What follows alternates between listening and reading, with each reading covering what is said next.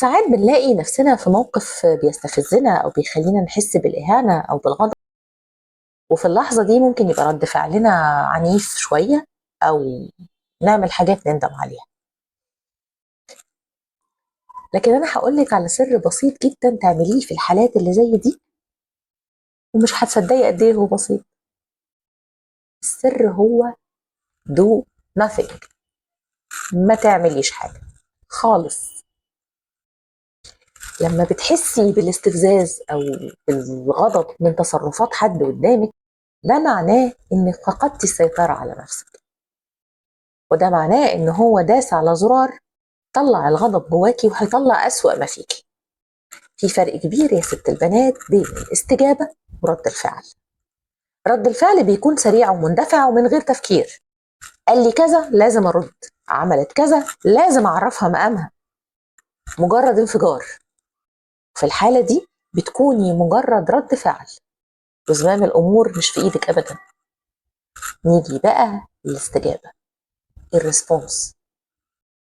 الاستجابة بتكون لما بتقرري تنظمي رد فعلك، لما حد بيدوس على زرار وبيخرجك بره شعورك، تفكري كويس، تقيمي الموقف كله على بعضه وتنظمي مشاعرك، وبعدين نفكر ونختار هنرد ازاي.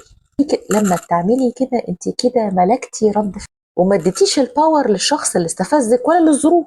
يعني الحل الوحيد لما تشعري بفوران الغضب والمشاعر التقيلة do nothing، ما تعمليش حاجة. هقول لك تاني، ممنوع تبعتي رسالة تسمعيه فيها كلمتين، ممنوع تتصل، ما تكتبيش حاجة انت متضايقة، ما تعمليش حاجة. بنعمل ايه في الحالة دي؟ وده حل عملي جدا، بنبعد نفسنا من الموقف. اعملي ده لمدة نص ساعة، ساعة، كام ساعة، ان شاء الله يوم، يا ستي اسبوع، وممكن ما ترديش خالص لو حسيتي ان الكلام ده اصلا ما يتردش عليه. انا عن نفسي بعمل كده. عدم رد الفعل دي المساحة اللي بتخليكي انت اللي عندك الكنترول، مش الشخص اللي استفزك. فكري كده، المرة الجاية لما حد يستفزك او يحاول يخليكي تشعري بالغضب، هتردي بسرعة وتنفعلي ولا هتختاري انك تفكري؟ هتختاري رد الفعل السريع ولا الاستجابة الواعية؟ القرار في ايدك.